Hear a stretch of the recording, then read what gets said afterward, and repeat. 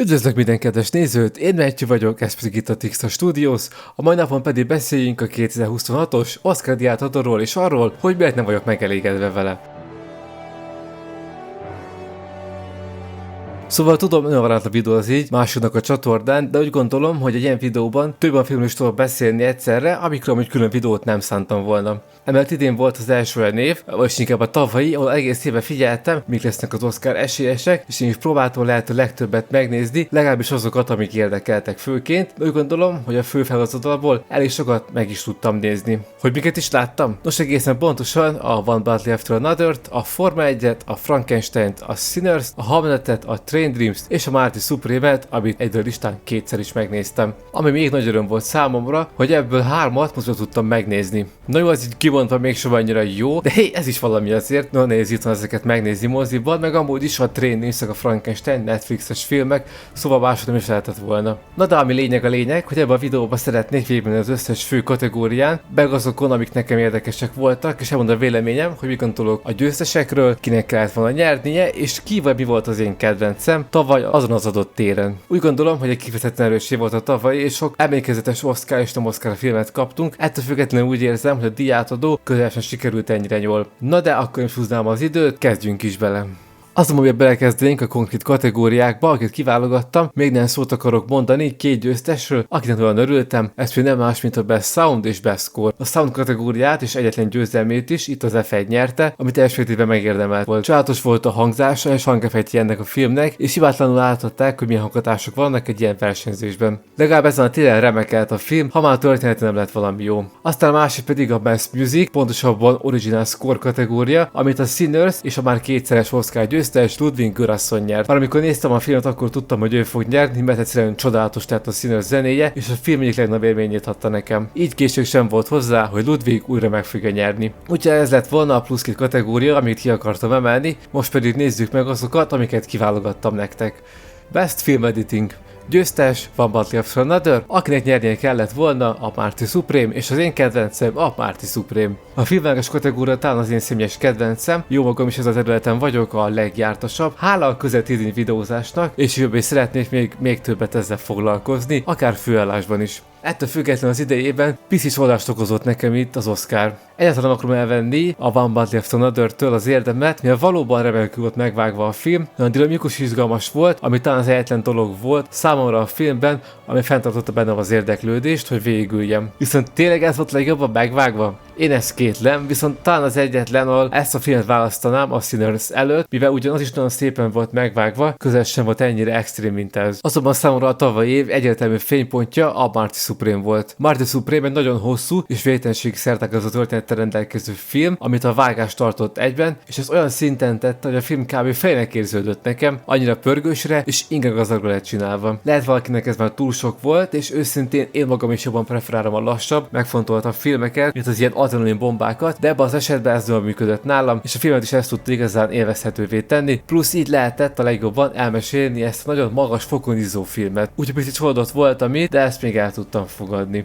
Best Cinematography, győztes a Sinners, akinek nyernie kellett volna a Sinners, és az én kedvencem a Frankenstein. Az operatőri munka magyarul a számomra az egyik, hanem legizgalmasabb kategória. Ugye jó magam a vágáshoz értek a legjobban, a filmek első nézésénél mégis a cinematográfia az, amit leginkább meg tud fogni, ha jó egy filmben. Többek között ez, ami miatt annyira imádom a Dune filmeket, vagy az új Batman-t is, mert egyszerűen annyira szépen van a vászonra víve a film képi világa, hogy ezért megéri már elmenni a moziba, és hogy gyönyörködni benne. És ugyanez a helyzet a Sinners-szel, bár sajnos ezt nem tudtam moziba megnézni. A film számomra abszolút csúcsa ez volt, mert igazi magas művészi munka lett, ennek a vizuális megjelenése, és egyértelmű volt itt számomra, hogy nyerni fog. Ettől eltekintve az én kedvencem mégis a Frankenstein lett. És miért is? Nos, ezt nehéz megmagyarázni, hogy igazán itt inkább csak annyi volt, hogy Guillermo del Toro képalkotása sokkal jobban meg tudott engem ragadni, mint a Sinners esetében, ahol inkább egy konkrét stílus irányba mentek, és ezt tökéletesítették. Ettől szemben a Frankenstein sokkal változatosabb és színesebb lett, ami nekem érdekesebb, és egyszerűen csak jobban tetszett. De itt semmiképpen sem venném a díjat a Sinners-től, nagyon megérdemelte.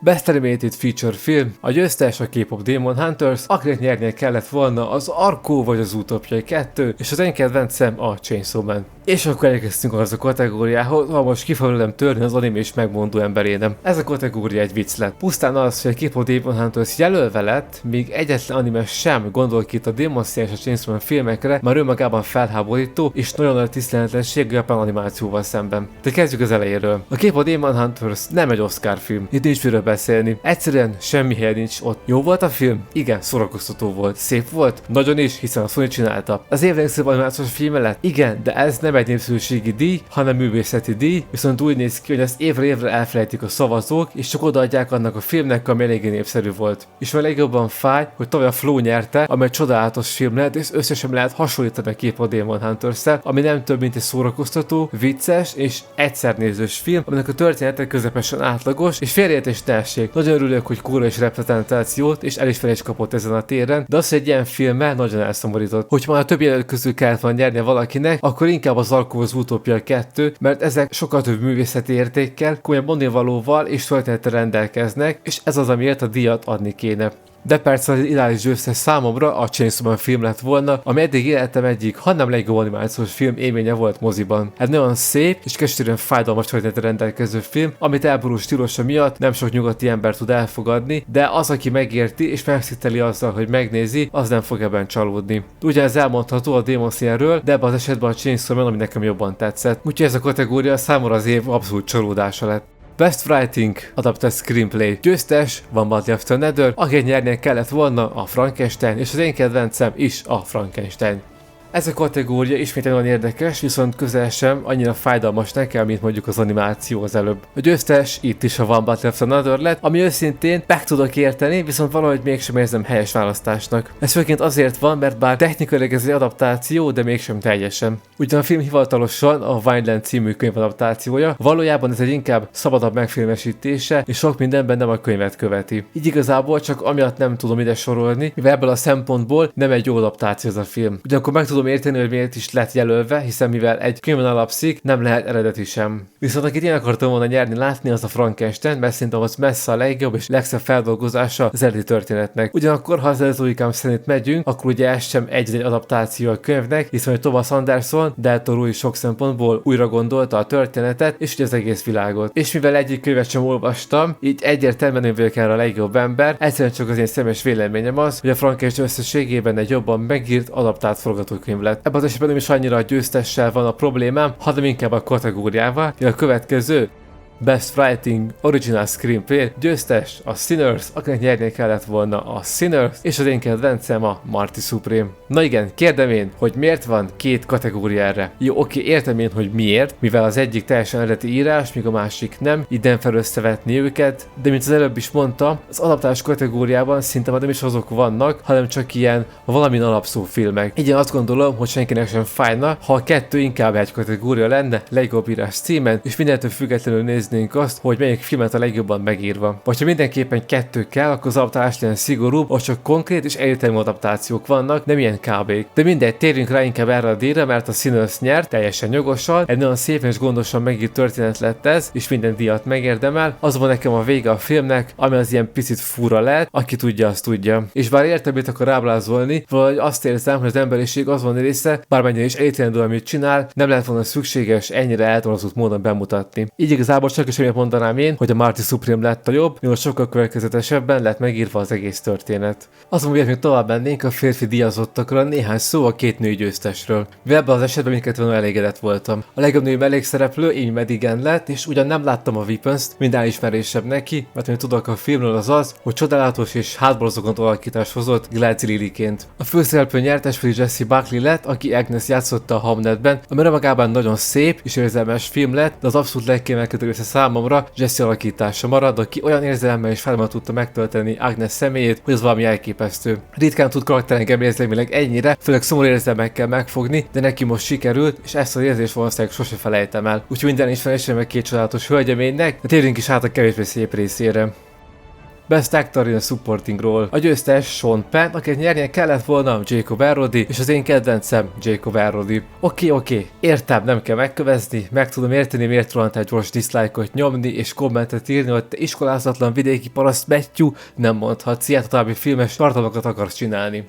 Azonban bármennyire is tisztelem Sean Penn-t, mint színész, mint ember főleg, de ennek a díjnak egyszerűen nem tudtam örülni, úgyis, hogy tudtam ez lesz. Sean Penn karakter a film számomra a legkevésbé élvezhető pontja, és nem a színész miatt van, aki tényleg Oscar-díjas munkát végzett, hanem azért, mert amilyen a karakter maga. És annyira undorító és gusztustalan ember a filmben Steven, amely szerintem én még nem láttam, és pusztán emiatt már nem örültem annak, hogy ez a karakter kapta a díjat, amit tudom, hogy nem ő, hanem a színész kapott, de valahogy mégis fájt nekem. Ez a szerintem Jacob Elordi Frankenstein szörnyeként egy annyira szép és csodálatos karakter lett, amihez Jacob egy kis pluszt is hozzá tudott adni, annak ellenére, hogy felismerhetetlenül sminkelték. Hogy örültem volna, ha ő nyer és több figyelmet kap ez a karakter, mert egy sokkal szebb és pozitív történet az övé, mint Stevené, de tudom, hogy itt nem ez számít, én viszont nem tudom elengedni itt ragaszkodásom a Frankenstein iránt.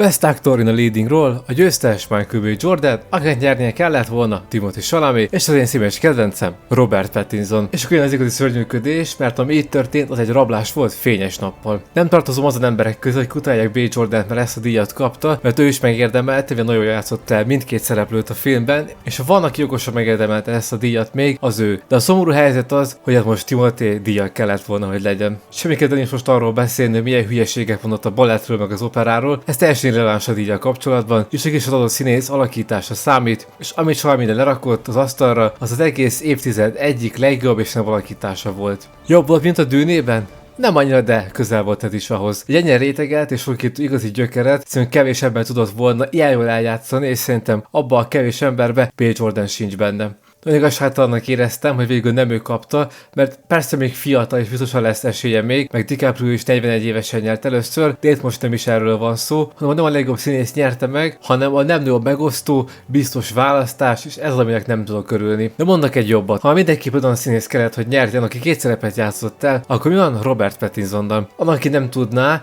ő nem volt jelölve, viszont volt egy filmje, ami ki 17, amiben több, de inkább mondhatni két karaktert játszott el. És összehajtjuk a két színész szerepét, és az, ahol sikerült játékot, akkor egyértelműen Pattinsoné volt szerintem a nehezebb szerep, igaz, hogy nem szerepelt annyit kétszer, mint Jordan, de az alakítás egyetem az övé volt a jobb. De nyilván ez csak az én kis egyszerű véleményem, nem tudom, mit gondolnak a szavazók, de remélem értitek, hogy mire gondoltam most. Szóval örültem volna, hogyha ő nyerte volna meg. De majd a jövőben biztos lesz a Oscarral, Pattinson és Chalamet küzdenek meg majd a díjért.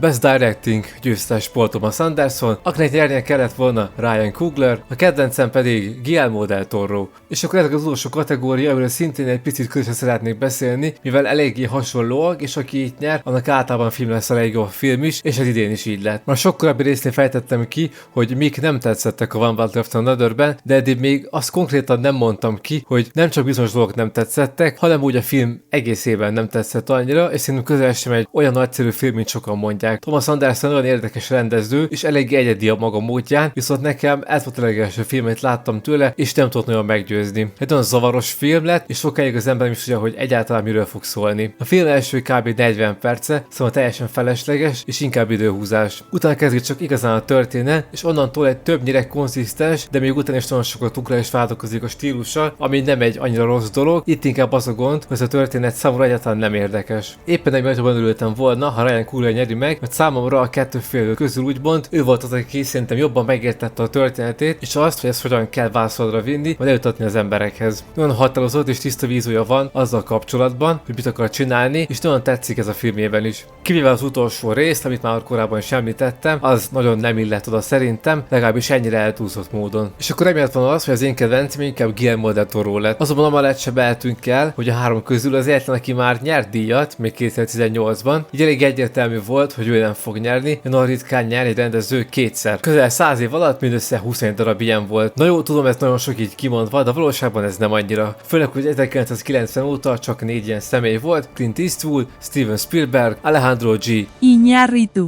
és Alfonso Cuarón, és ők mind nagyon nagy nevek, és az, hogy Del Toro valami ide tartozik-e, az nem olyan biztos számomra. Ezektől eltekintve a Frankenstein gyönyörű film lett, mind történetileg, mind vizuálisan, és ez Del Toro nagyon konkrét és letisztult művészes stílusának köszönhető, és nekem ez nagyon tetszett. De már legjobb filmekről van szó, térjünk rá a Best Picture győztes One Battle After Another, akinek nyernie kellett volna a Sinners, és az én kedvencem a Marty Supreme és a Frankenstein. Csolt ebben a kategóriában? Igen, de számítottam rá, hogy ez lesz. Sajnos igen, mert már ismerem annyi az Oscar szavazókat, hogy tudjam, mindig azt a filmet választják, amit a legkevésbé akarok, hogy nyerjen. Az részben már kifejtettem, miért nem tetszett, és miért örültem volna jobban a Sinnersnek, szóval nem ismételni nagyon magam. Viszont az teljesen egyértelmű számomra, ha lehető legobjektív akarok maradni, ami nagyon nehéz, akkor azt kell mondjam, hogy az év legjobb filmje ezek közül a Sinners volt. Pusztán már amiatt, amilyen fontos üzenete van, és azt, hogy ezt milyen pontosan és szépen tudja bemutatni egy ilyen történeten keresztül, ami abban nagyon brutális korban játszódik. Ezzel szemben a One Battle After Another egy szintén nagyon fontos üzenetet mutat be a mai világban, egy nagyon brutális, mégis sokszor komolytalan módon, ez pedig számomra elveszíti azt az értéket, amit képviselni próbált. Azonban az én két kedvenc filmem idén jelenetek közül a Marty Supreme és a Frankenstein volt. Sajnos nem tudtam végül egyet kiválasztani, mert mindkettőben más volt, ami tetszett. A Marty Supreme azért, mert egy ennyire mondhatni érdektelen történetet egy olyan zseniális és érdekes módon tud elmesélni, hogy az valami hihetetlen. Timothée tökéletesen játssza benne azt a világi gyökeret, aki nem törődik mások érzésével, és folyton csak a saját hasznát keresi másokban, mégis a történet végére rájön, hogy az, amit keresett egész életében, az a siker, a hírnév vagy a gazdagság, nem egy olyan öröm, amit nem lehet ilyen módon elérni, lehet nincs értelme folyton mindig mindent feláldozni egy olyan célért, amit lehet sosem volt elérhető számodra. Emellett a film technikai megoldásai, mint a vágás, az operatőri munka, amik ezt a történetet még most színe tudják emelni. Nem mondom, hogy mindenkinek tetszeni fog, sőt, sokaknak nem, de aki tud rezonálni ezzel a nagyon fura stílussal, annak garantáltan nem fog csalódást okozni. Ezzel szemben a Frankenstein sokkal lassabb és visszafogottabb film, ami nem feltétlenül a brilliáns szövegkönyve miatt olyan élvezetes, hanem attól, hogy inkább a vizuális és szövetes jeleneteket használja arra, hogy elmesélje ezt a gyönyörű történetet a szörnyről, akiből ember válik, miközben az emberből lesz az igazi szörny. És ezt a történetet, ami igazán tökéletesé teszi, az Oscar Isaac és Jacob Elordi fantasztikus játéka, akik olyan odaadással kellett, hogy kilettel ezt a két karaktert, mint senki előttük. Igaz, hogy egyedi és másfajta módon mutatja be ezt a történetet Del Toro, mint elődjei, de az a szerintem sokan egyetértünk, hogy ez a legjobb adaptációnak a történetnek, és minden is megérdemel, amit kap. Egyre sajnálatos dolog, hogy sosem adták le igazából mozikban, így egy nagyon szép élményt lettünk megfosztva. Úgyhogy egy lettem volna én mára, remélem, hogy találtatok ezt a videót, és nem voltam annyira nagyon megosztó, ha pedig mégis akkor bízom benne, hogy sikerült jól kifejtenem az én álláspontom. És akkor ez majd videó tanulsága is, hogy hiába díjazzák a legjobb filmeket az Oscar gálán, nem biztos, hogy az lesz szerintünk a legjobb is. Éppen ezért irány a mozi, mert hogy biztosan el fogod találni majd a te kedvencedet. Köszönöm, hogy tartottatok ma is, találkozunk a legközelebbi videóban, amiben hozom nektek az én abszolút kedvenc filmszínházamat.